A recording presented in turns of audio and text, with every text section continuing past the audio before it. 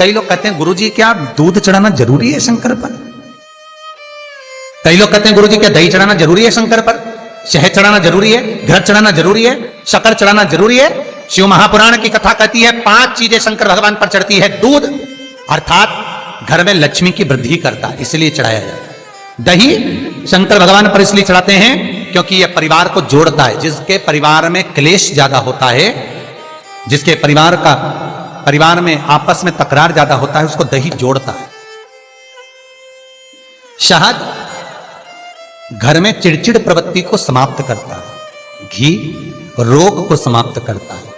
शक्कर मिष्ठान घर में यदि लक्ष्मी आकर जा रही हो तो मिष्ठान समर्पित किया जाता है। इसलिए पंचामृत स्नान का भाव शिव महापुराण कहते हैं। पंचामृत स्नान भगवान, इसलिए 5 चीजें शंकर को समर्पित हैं।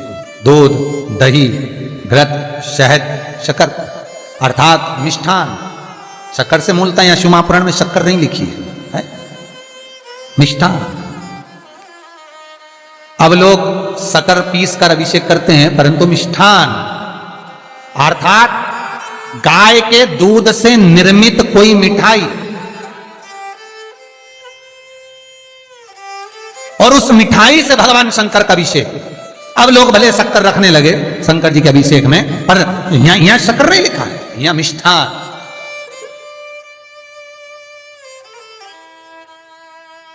हमारे यहां सहज भाषा में कहते थे उसको खांड अर्थात मीठा। शिव महापुराण की कथा कहती है दर्पण इतना बड़ा ले लो। बंदर वाला अगर दर्पण वाली नहीं तो इतना बड़ा दर्पण लो, हनुमान जी के मंदिर में जाकर, क्योंकि हनुमान शंकर का ही अवतार है। हनुमान जी के मंदिर में जाकर हनुमान जी के उल्टे पांव का थोड़ा सा सिंदूर, चरण का थोड़ा सा सिंदूर एक कागज में लेकर आ जाइए। और हनुमान जी के छोटे भाई, हनुमान जी 6 भाई हैं, उसमें गतिमान, हनुमान जी के छोटे भाई गतिमान का नाम लो, और गतिमान का नाम लेकर उस दर्पण पर सिंदूर से त्रिशूल बना दो। सिंदूर से त्रिशूल बनाकर उस दर्पण को घर के बाहर, दर्पण का मुख बाहर की ओर, ऐसे बाहर की ओर मुख कर कर दर्पण को घर के बाहर या दरवाजे पर, बिल्डिंग पर, ऊपर जाली में, फ्रंट में कहीं पर भी उसको लगा दीजिए। महाराज केवल शंकर का स्मरण कर कर, गतिमान का नाम लेकर, हनुमान के उल्टे पांव का सिंदूर का त्रिशूल बनाकर जो दर्पण को लगा देता है, आपको 1 महीने के अंदर अंतर मालूम पड़ जाएगा कि पिछले जो महीने निकले हैं उस महीने का अंदाजा लगाना कि घर में लोग कितने बीमार पड़ते थे, और इस दर्पण को लगाने के बाद बीमारी कम हुई कि नहीं हो कम तो ठंडा कर देना, क्या जा रहा है, पर करके जरूर देखना। विश्वास रखकर करोगे, भगवान शिव का अनुमोदन कर कर, भगवान शंकर पर विश्वास रखकर करोगे तो बीमारी घेर नहीं सकती। अकाल मृत्यु हो मरे जो काम करे चंडाल का, काल उसका क्या बिगाड़े जो भक्त हो महाकाल का। शंकर की आराधना करने वाला, शिव का स्मरण करने वाला, शिव को निवेदन करने वाला, शिव अर्चना में डूबने वाला, शिव का अनुमोदन करने वाला कभी दुखी नहीं हो सकता। तो शिव महापुराण की कथा कहती है शंकर को जितना जल प्रिय नहीं, शंकर को जितना बेल प्रिय नहीं, शंकर को जितना शमी प्रिय नहीं, शंकर को जितना दूध दही प्रिय नहीं, शंकर को अगर कुछ प्रिय है तो सत्य प्रिय है। सत्यम शिवम सुंदर। इसीलिए हमारे यहां शास्त्र कहता है ब्रह्मा जी केतकी के फूल को लेकर आए, उसने झूठ बोला। ब्रह्मा जी गाय को लेकर आए, शंकर भगवान के सम्मुख में झूठ बोला। ब्रह्मा स्वयं झूठ बोले तो सिर कटा, कर्मनाशा नदी प्रकट हुई। और शिव महापुराण की कथा कहती है शंकर को सत्य प्रिय है, अगर झूठ बोला है। इसीलिए शिव महापुराण का स्पष्टीकरण किया जाए, वर्णन किया जाए, तो पहले के समय में अदालत नहीं होती थी, पहले के समय में पंचायत नहीं हो सकती थी, पहले के समय में कोई सभाएं नहीं होती थी, पहले के समय में कोई निर्णायक मंडल नहीं होता था, पहले के समय में केवल एक निर्णय होता था। गांव के लोग ले जाकर शंकर के मंदिर में खड़ा कर देते थे और कहते थे उठा गंगा जली, और कहते तूने ऐसा नहीं किया। गंगा जली उठाकर कह दे कि तूने ऐसा नहीं करा। क्यों गंगा जली उठवाते थे?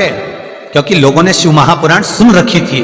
शिव महापुराण में श्री वेद व्यास जी वर्णन करते हैं कि शंकर के मंदिर में, शंकर के ओतले पर, शंकर के मंदिर के अंदर, शिव की चौखट पर, शंकर के अनुमोदन में शिव महापुराण के अंतर्गत शंकर के अनुमोदन में शिव मंदिर में शिव चौखट पर अगर कोई भूल से भी झूठ बोल देता है तो उसकी जिंदगी नरक जैसी निकलती है महाराज। इसीलिए कहते तो उठा गंगा जली और कह दे तूने ऐसा नहीं उठा, बोल दे।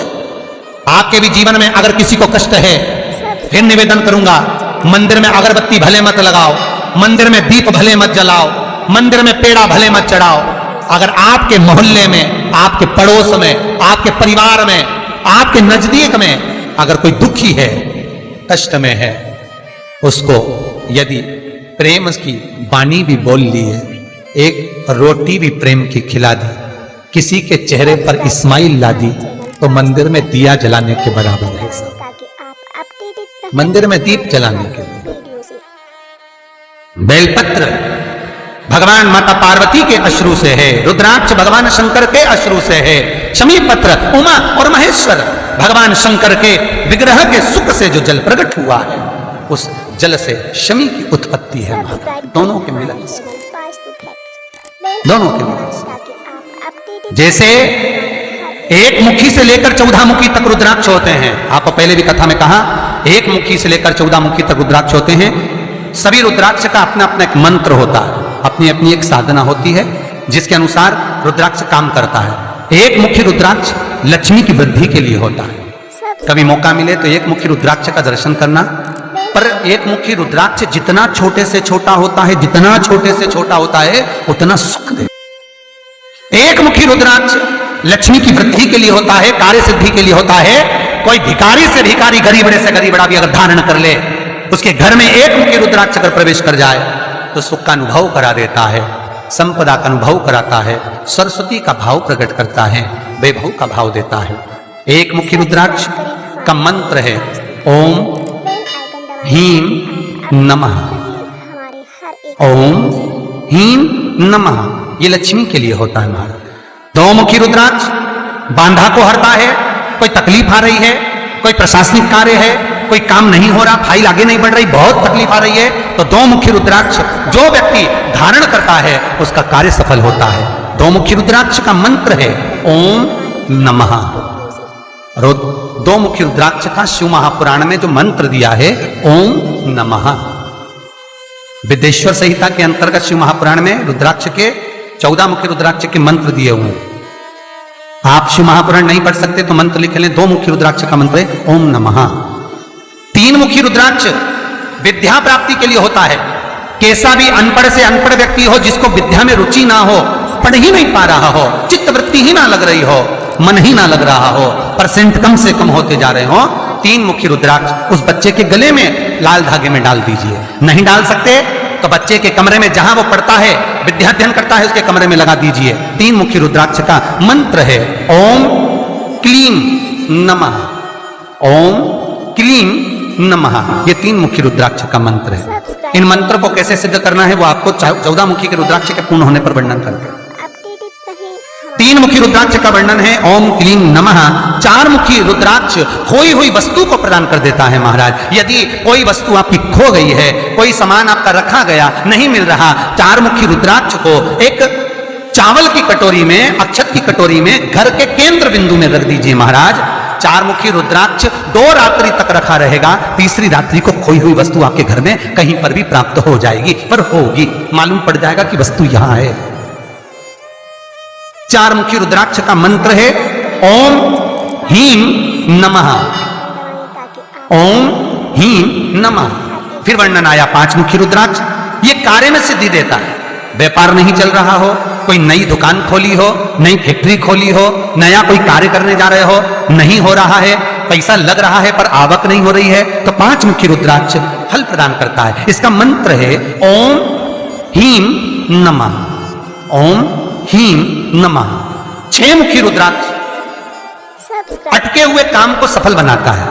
जिसका विवाह नहीं हो रहा हो, शादी नहीं हो रही हो, रिश्ते बहुत आ रहे हो, संबंध नहीं हो रहा हो, तो 6 मुखी रुद्राक्ष स्त्री हो चाहे पुरुष हो, उसके गले में लाल धागे में डाल दिया जाए। 6 मुखी रुद्राक्ष का मंत्र है ओम ह्रीं हूं नमः, ओम ह्रीं हूं नमः। ये 6 मुखी रुद्राक्ष का मंत्र है।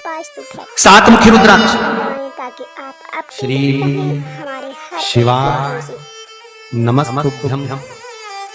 श्री शिवाय नमस्तुभ्यं। श्री शिवाय नमस्तुभ्यं।